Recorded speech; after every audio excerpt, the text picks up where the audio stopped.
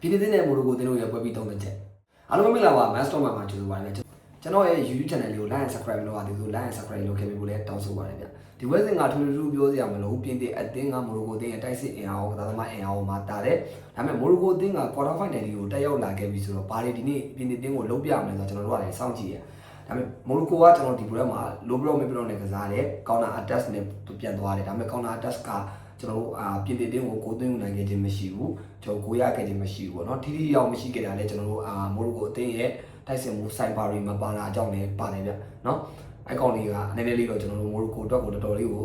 ခြေစွမ်းပြပြီးကစားနေတာနော်အဲ့ဒါတခုနောက်တစ်ခုကကျွန်တော်တို့မိုရိုကိုကဒီစင်းနီတက်လာတာကိုကျွန်တော် defense တော်တော်လေးကောင်းတဲ့အသင်း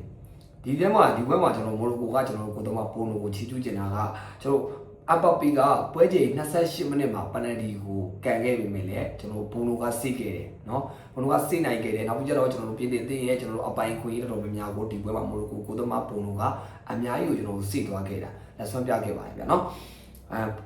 အပပီကကျွန်တော်တို့28မိနစ်မှာပနယ်တီလွဲပြီမယ်လေမိနစ်60အရောက်မှာတော့ပြည်တဲ့တင်းအတွက်ဦးဆောင်ကိုလှလှပပလေးသွင်းယူခဲ့တယ်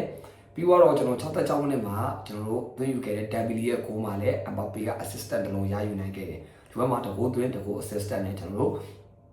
2-0ဆိုတဲ့ရလနဲ့ပဲကျွန်တော်ပြီးသွားတယ်အဲ့နှစ်ကိုလုံးရရှိတဲ့အချိန်က6မိနစ်ပဲကြာခဲ့တယ်ပြင်တင်တော့ကဒါပေမဲ့ပြင်တင်ကဒီဘက်မှာ hybrid နဲ့ကစားတယ်ကွင်းလက်ဒီကိုတသိန်းလုံးဖိပြီးတော့ကျွန်တော်တို့ဒါကစားတာပေါ့နော်မိုရိုကို defense တော်တော်လေး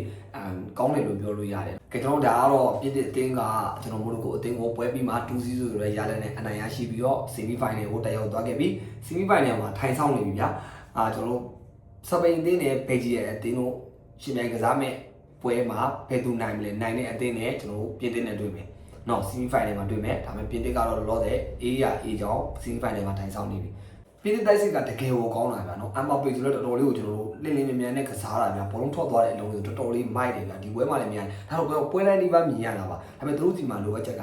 ကျွန်တော်အဆုံးသက်တွေမှာနည်းနည်းလေးလိုအပ်ချက်ရှိတယ်။အပိုင်ခွင့်ရေးတွေမှာဂိုးပြပြောင်းလဲနိုင်ခြင်းမရှိဘူး။ဒီပြည့်ပြည့်နဲ့ကျွန်တော် final နီးကပ်လာတယ်အများဒါတွေကသူတို့အတင်းတော့ကလိုအပ်ချက်တွေပြင်မရမှာပေါ့နော်။ဘယ်လိုပဲဖြစ်ဖြစ်ဗျာဒီနေ့ပြင်းတဲ့ကစားဝါလည်းမစိုးဘူးတော်တော်လေးကိုကျွန်တော်တို့ press လုပ်နိုင်တယ်မိုရိုကိုအသင်းကိုမိုရိုကိုအသင်းရတယ်ဗျာသူ့အနေနဲ့က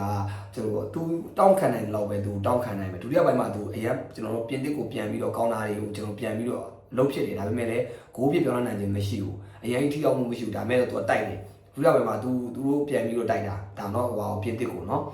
ဒါပေမဲ့ကျွန်တော်ပြင်နေတဲ့တင်းကပဲဂိုးရရှိသွားတာနော်နှစ်ဂိုးလုံးကဒုတိယပိုင်းမှာ66မိနစ်တွေမှာသွင်းယူသွားတာဒါပေမဲ့ပြော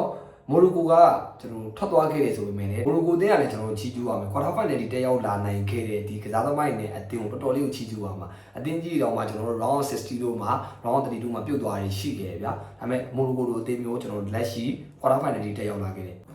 ပြီးတော့ကျွန်တော်တို့ဒီပွဲစဉ်မှာအမ်ဘာပေကနည်းနည်းလေးနာသွားတဲ့ကြောင့်မလို့လူစားလဲခဲ့ရတယ်တွင်းကိုတော့ကို assistant တစ်ချိန်ပိုင်ဆိုင်ခဲ့တယ်တွင်းကိုတော့ကိုပိုင်ဆိုင်ခဲ့တဲ့အတွက်ကြောင့်မလို့ကျွန်တော်တို့ဒီ World Cup 2016 World Cup မှာကျွန်တော်တို့တွင်းကို8ဂိုးထိရရှိပြီးတော့ Messi နဲ့ကျွန်တော်တို့ဂိုးရင်းမှုတွေအပြိုင်ဖြစ်နေတယ် Messi 8ဂိုးအမ်ဘာပေ8ဂိုးဟာလန်9ဂိုးဒီတော့ရောကလက်ရှိဂိုးရင်းမှုတွေအပြိုင်ဖြစ်နေတယ်ပေါ့နော်နောက်ပွဲစဉ်တွေလည်းကျွန်တော်ဆက်ပြီးတော့ကြည့်ရမယ်ဘာပဲပြောဒီနေ့ပွဲရတော့ 2-0 ဘယ်လိုပဲဖြစ်ဖြစ်အမ်ဘာပေကျွန်တော်တို့ဒမ်ဘီလီတွင်းကိုတွေနဲ့ပြင်တဲ့အနိုင်ရပြီးတော့တကယ်ကိုထိုက်တန်ပါတယ်သူတို့ထိုက်တဲ့နဲ့ဒါအနိုင်ရရှိသွားပြီး semi final မှာဘယ်အသင်းနဲ့တက်လာမလဲစပိန်ကမှာဘယ်ဂျီယာမှာကျွန်တော်စောင့်ကြည့်ရမယ်ဗျာနော်ဆက်ပြီးတော့ကျွန်တော်အားပေးကြအောင်ဗီဒီယိုလေးကိုစောင့်ကြည့်ပေးကြတဲ့ညီကိုတွေအားလုံးပဲကျေးဇူးအများကြီးတင်ပါတယ်ဗျ